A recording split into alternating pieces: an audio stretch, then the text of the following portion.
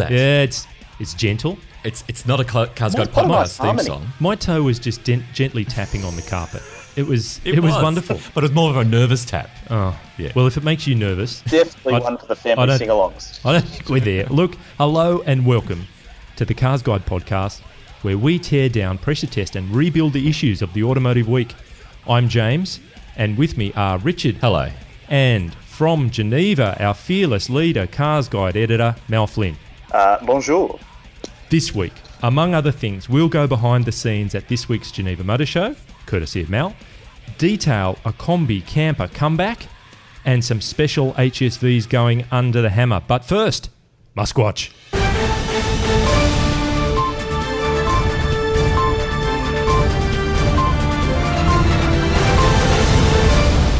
Sure. So, SpaceX has just launched what it claims to be the biggest satellite ever. It's 6 tons and almost as big as a bus.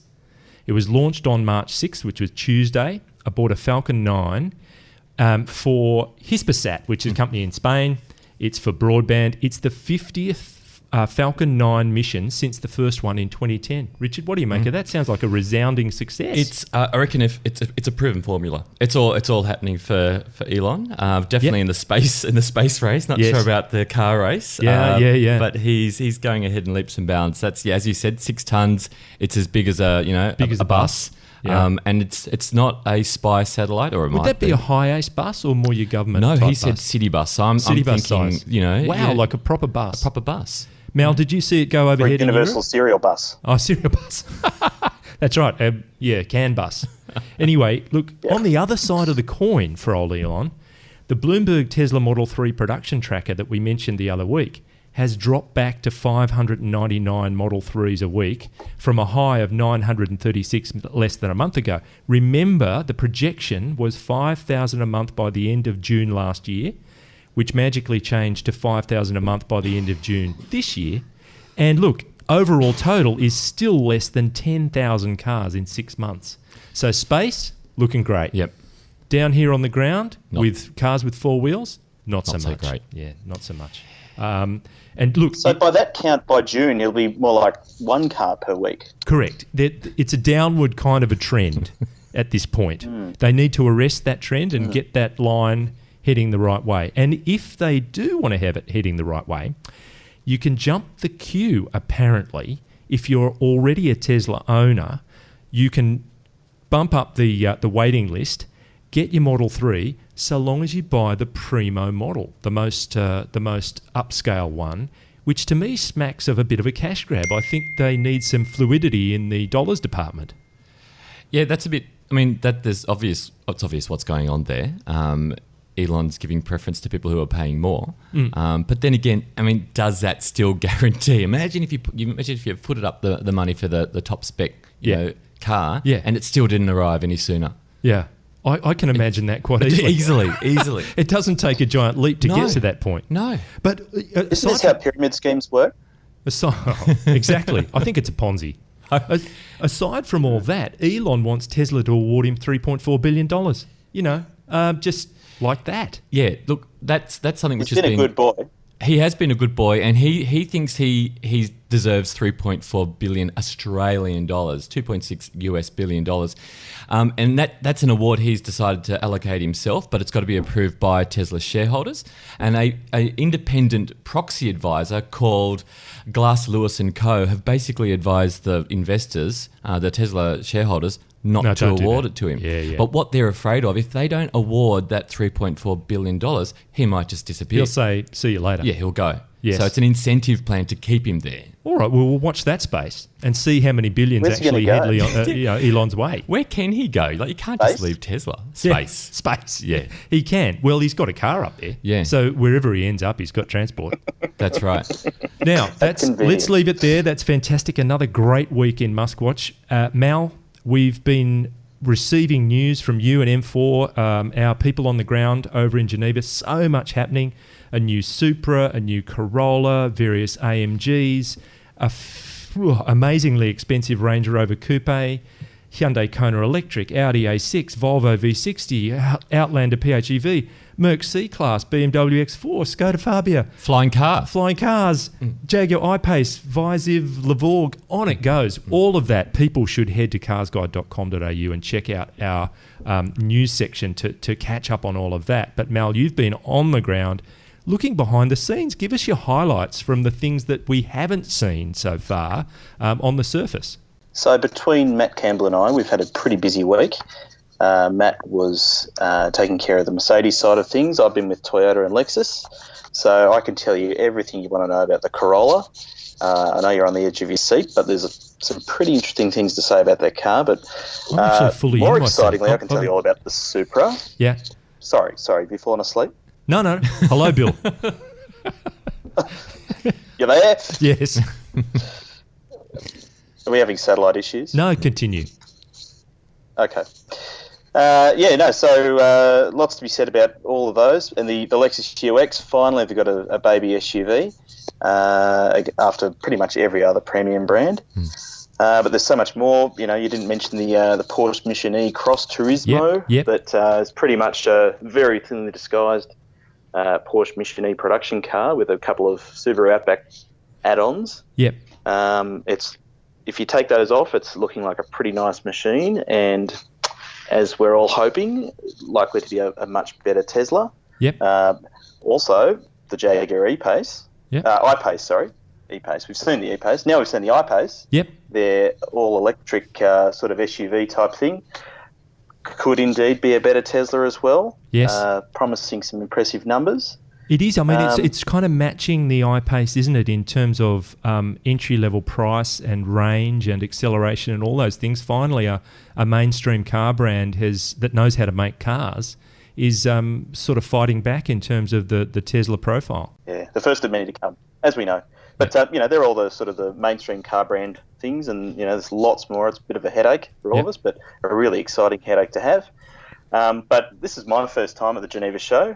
Matt's been there quite a few times, I think, but my first time, and wow, it's a place. And James, you've been before. But lots of stuff behind the scenes. You and Matt spent a fair bit of time on Lake Geneva in the swan-headed paddle boat, just making sure you took in the sights. But was there anything at the show that Richard's banging on about a flying car? Yeah. Was that there? Well, there wasn't just one flying car. I saw two flying cars. What do you mean? One was pretty much a helicopter with wheels. Yeah. And then there was another one, which was an Airbus development, I think, collaboration with Audi. Wow. That basically had 4 rotors on the top like a giant drone.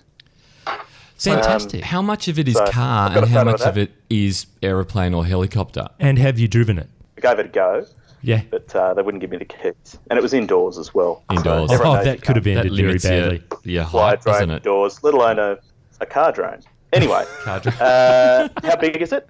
If you imagine something like a Daihatsu Mira with a giant 4-rotor drone on top. Wow. With an Audi badge. Yeah. So anyway, it's good to see Airbus. Did it start up? Did you hear it running? No. No. But people were milling around it. Wait till you see the photo I've got of it. You can see the top of it, but there's too many people around to really see the car. Fantastic. So a bit of interest. All right. What about the weird and wonderful? Anything kind of off the wall that caught your eye that wouldn't have been in the mainstream kind of gaze? Well, one I don't think has seen any, at least Australian news coverage, is Rinspeed. Rinspeed usually grab all the headlines from Geneva, historically, with cars that go on top of water, underwater. Pretty sure they've done flying cars, solar cars, you name it. Jacked up Porsches for off-road use, funny stuff like that. This year, they've got a car that looks like a soap dish that has a detachable, or I suppose, like a loofah or top something sections attached you to can it? swap between. Yeah. Like a what, sorry? A loofah. A back scrubber. If it's a soap dish, where's the soap and where's the scrubber? No, but where do you get in? That might have made it more interesting. Anyway, it's called the You Snap. just slip in. And they've all it really has is a choice of top sections you can put on it, but it looks like your choice is between a shed and a lounge room. Wow. And it looks like the sort of box you get a model car in with a big clear section. And Rinspeed. Is Rinspeed Swiss, in fact, Mal? Is that why they're typically such a big presence in Geneva? Yep. They're based in Zurich, so they're hardly they're not from around the corner, but it's actually a really small organisation. I've been to the headquarters, and it's kind of no bigger than a usual mechanics workshop, but full of all these concepts from years gone by. This year, it's neither beautiful nor headline-grabbing nor exciting. It's hard to find.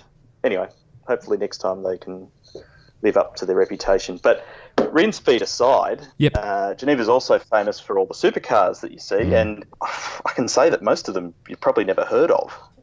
There's all sorts of obscure things. I'm not sure if anyone actually builds any of them, but there were plenty on the stands today. There's that Italia-designed Zero Dietre one, that blue beast. That was one of the better ones. Yeah. Yeah, that's actually seems to be an Audi R8 under the skin. Yeah, it does. But no, honestly, I think that's what they've done. But it's a more resolved design than most.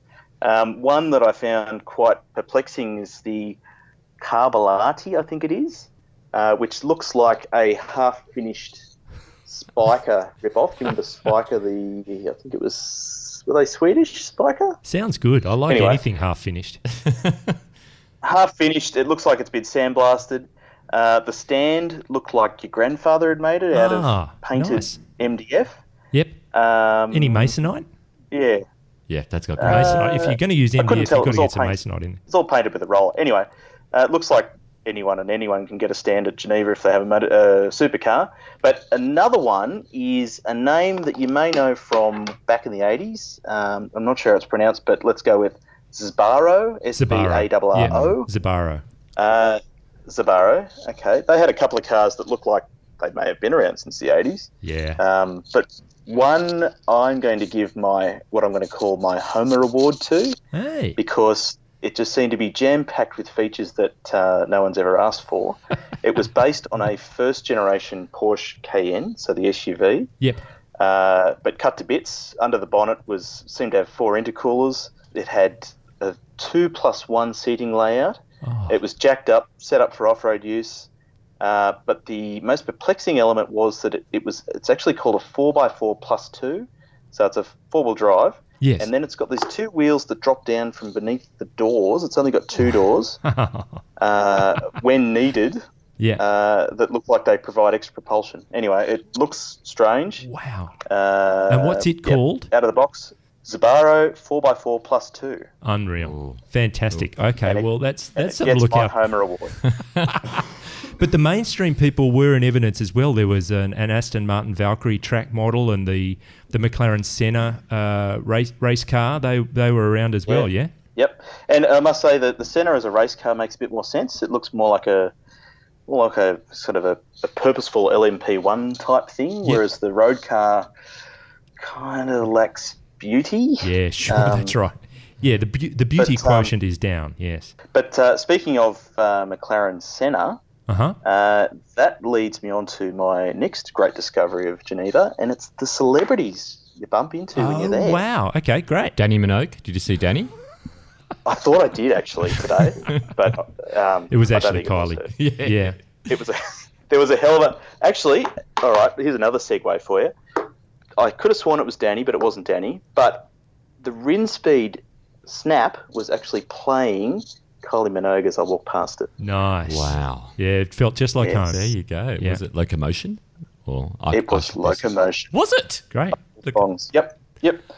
Well, clearly a big following in Switzerland. You should be so lucky. I should be so lucky, yes. Did I tell you who I saw on the McLaren stand? Kylie. No. No, I didn't. Bernie Eccleston. Bruce McLaren. Bernie Eccleston. Wow, did you turn and walk the other way instinctively? No, I just Isn't there a warrant out for his arrest? Well, he was hiding among the crowd at the centre stand. But he was later seen on the Lexus stand poking his head through the window of a Lexus LC. Really? So... Oh, that's unnerving, especially if you're in the car. Right generation of buyer, though, for it. True. Now, Mel, one celebrity movie star type person that wouldn't have been there was Steve McQueen, because unfortunately he's not with us anymore. But his daughter was. The Ford Mustang Bullitt that debuted in Detroit has since been confirmed for sale in Australia, and it's on display in Geneva. What do you make of that car? Yeah. So, there's not many of us that would be happy to drive around in what's kind of trying to be a movie car, but at the end of the day, it's actually a pretty good-looking Mustang regardless. Great. Other than the bright muscle car colours, it's kind of got a nice sort of sinister look to it. Yeah, right. And I'm not the biggest fan of the 2018 update, but it looks pretty good as a Bullitt. Oh, good one. Okay, well, numbers are being bandied around. I've struggled to find a finite number in terms of what this special edition is going to run to in terms of overall production. But we're going to get 50 or so, minimum 50, but it's not going to be hundreds and hundreds. I'm not sold on it. There's only one Bullitt. It's the 1968 original for me. Okay. 390 fastback. That's right. Yeah. Okay. Well, that's interesting. Can I add, it's a lot more compelling than the last time they tried to do a Bullitt reference car. I think that's true. Previous generation. Yeah. All right. Well, look, we'll leave it there. We're going to take a quick break. A message from the pride of Australia, the Winton Motor Company. Life's a journey, and for over a century, Winton's been helping Australians enjoy the ride. Behind the wheel of a Winton, you're comfortably in control of the most efficient, enjoyable, and brilliantly engineered car in the world. In fact, from class-leading luxury and performance cars to light trucks, heavy haulers, and agricultural equipment, all supported by our no-haggle lifetime warranty and industry-leading service, Winton covers all the bases. Winton, Australian with a world of difference.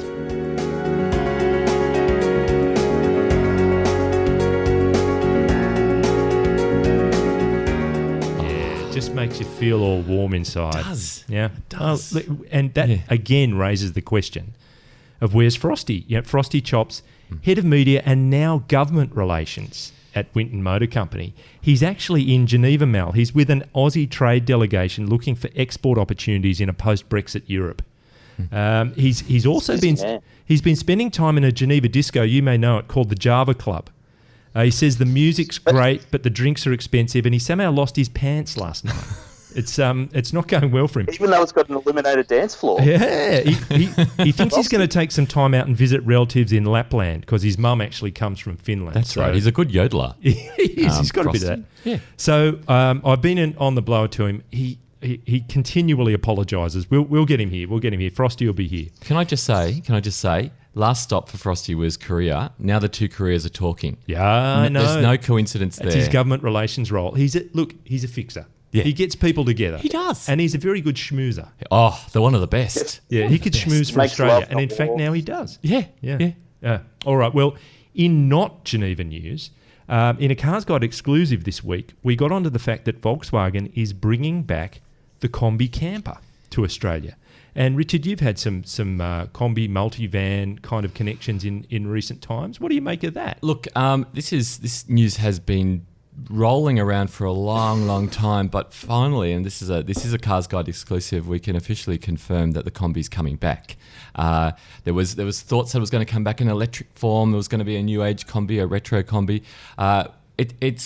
The truth is, the Kombi is a camper essentially, and a utilitarian, adaptable van, and it will be coming back in that form based on the current T6 transporter with your range. pop-top roof, right? The most iconic bit of all. That's right. So what Volkswagen have found is that so many people are buying a stock transporter, a multivan, or a Caravelle, or one of the transporter range vans, and they're retrofitting them full of sinks and beds and stuff like that. Yep. Now in the current multivan and the T6, the top of the line, you can fold down the seats to make a bed, but you have to be 4 feet tall to fit in it. Right. So what Volkswagen are going to do is they're going to outfit it with proper beds and things like that. Right. So that prices haven't been announced, but we can confirm that it's coming back.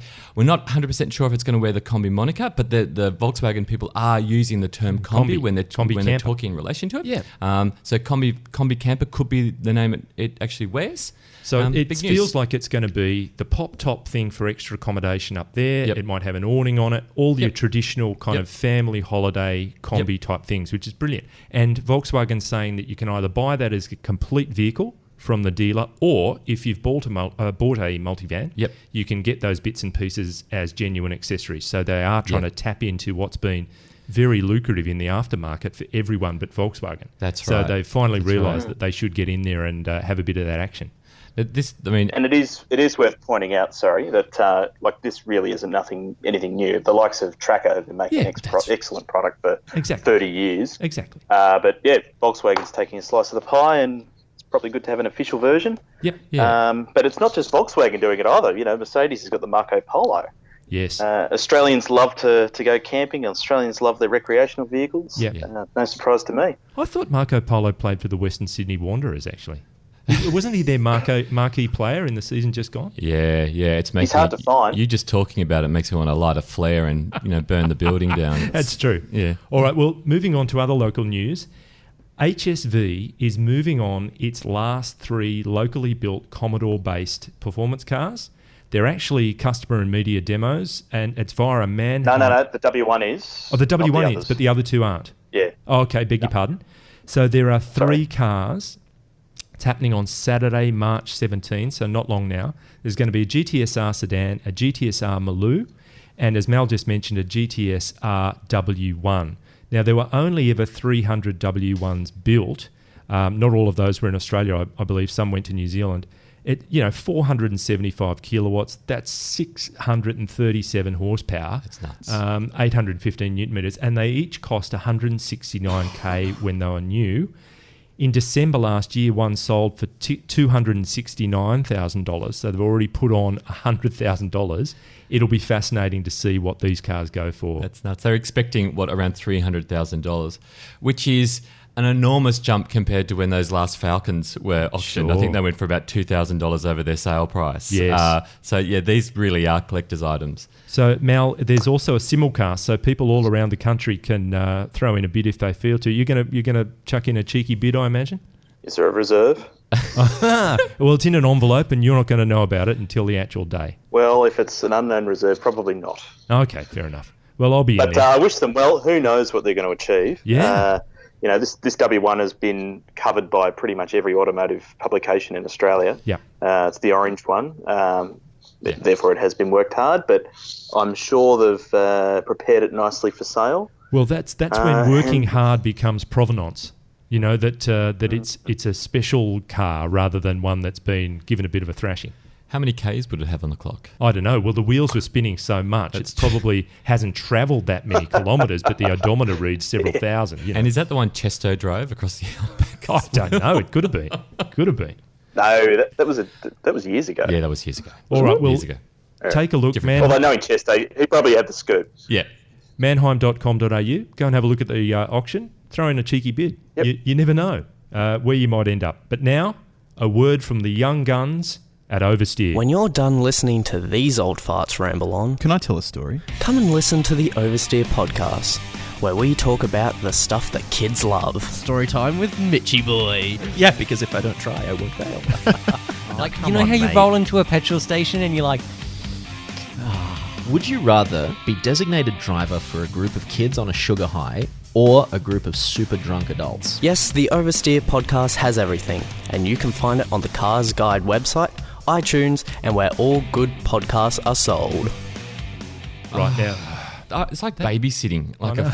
a room full of children. You have to hold their hand. You have to help them, point them in the right direction. God. Yeah. Anyway, good on them. And they won't go to sleep at night either. Oh, No. God. 9 o'clock last night they Gonna went rub- in finally. Gonna Finally got them in. rub brandy on their gums. Yeah. It's very One of them's frustrating. got a cold. It's terrible. Damn, it's going round. Oh, and Now- once they get a cold, Everyone got a gets cold. it, yeah. We've I spoken. wish Chase Reed washed his hands. Settle down, boys. Now we've spoken at length about how much of an impact utes are making on the Australian new car market. Like last year, out of 1.1 million or so new vehicles, 150,000 of those were utes. And everybody wants a piece of the action. All the mainstream players are in there, but all of a sudden you've got Mercedes in there with the X-Class. And BMW Australia's MD Mark Werner reckons that Munich HQ is investigating because he's on at them, pushing to get a BMW ute. I think he's actually pushing it uphill, but what do you think, Richard? This is the look. I normally love stupid things, but not even I love this. This is the stupidest thing I have ever heard. I can understand. I can get my head around a Mercedes-Benz, Nissan Navara-based ute. I can, but a BMW ute, I can't get my head around it. Well, I mean, isn't part of the problem that BMW as a company doesn't have the same kind of offering in the commercial space? That's right. They just don't have the vans and They light don't do a commercials that G-Wagon. Mercedes They does, don't or do any of those connections. That's right. They don't have a Hang on. off-roading heritage. Yeah, go Mal. Hasn't he just said he wants a ute? Oh yeah, he has. That's right. Yeah, So they're not saying they're going to build it. what he's saying is that BMW HQ in Munich is investigating, with the inference being that they're trying to put some kind of business case together. But it's a bit like a flea in the ear, BMW's Well, I'm quite... investigating flying out the window, but I'm not going to do it. Are you? Hang on. What? Do you want to talk about this, Mel? Yeah, I've investigated it. What floor are you on? Not for very long. Hang on. What's the emergency What's the number number for for Lifeline? Geneva? No, let's not go there. Do you want to talk about it, Mel? Mel, Don't forget the country code. but the thing is, I'm sure he's using this as some kind of leverage. But when you're successful in the Australian context, you go up to the behemoth that is BMW head office in Germany, and I just don't know how loud your voice is. I'm with Richard. This seems like a pie in the sky kind of exercise. I don't even know what to say. And even the ComGen image that they've got of it is just. We made that. Yeah, did we do that? Yeah. I was going to say it's pathetic. It's pathetic. Richard. Thanks, Richard. We made that. Apologies for the Go to the artist that website created if you that want to content. see some star quality ComGenning. Go to the website and check out this ute. And you know what? It's probably exactly what it will look like. Richard is blushing at the moment. I am. It's not going to happen. Anyway, look, they want a ute. I want to win lotto. Yeah, I'm not going to win lotto. good point. But, Well, look, we can all dream. let's move on to cars that can actually be driven, and just briefly do a run around on what's in our garage. Richard, what have you been steering in the past 7 days? 208 GTI Peugeot.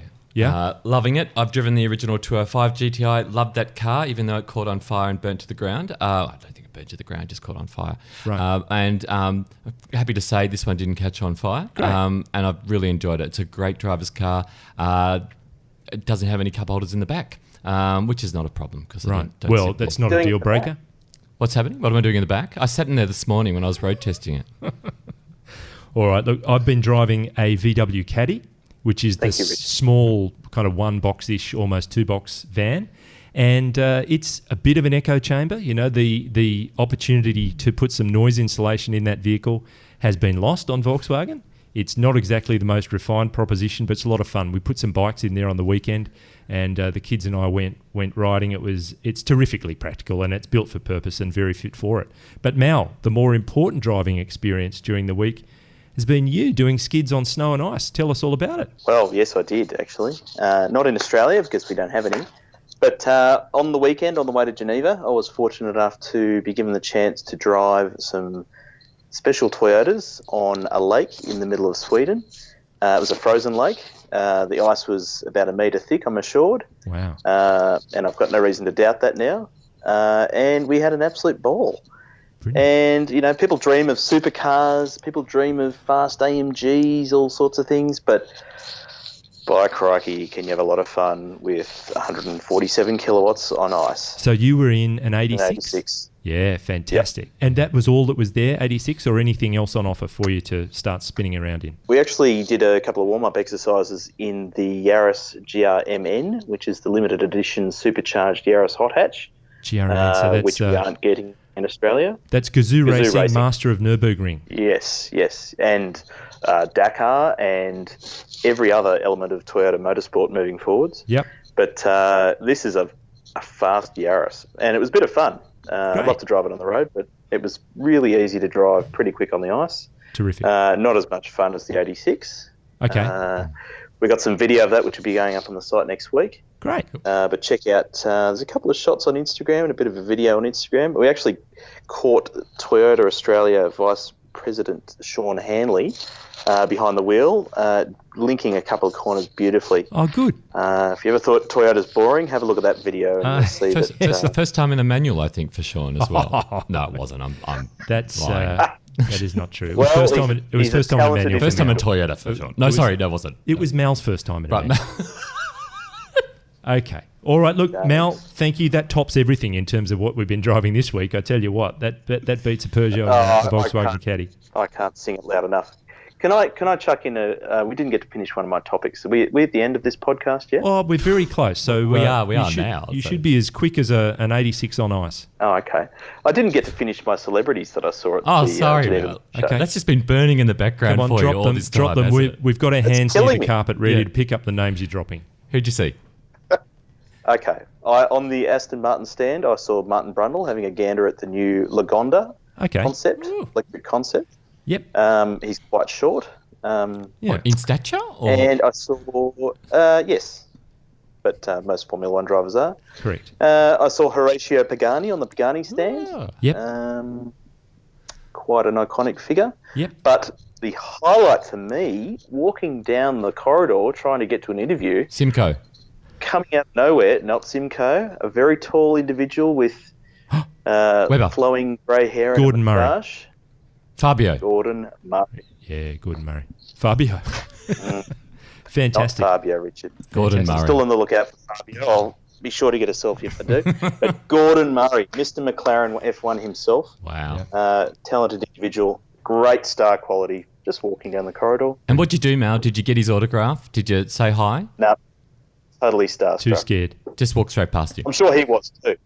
He went, that's Mal Flynn from CarsGuide.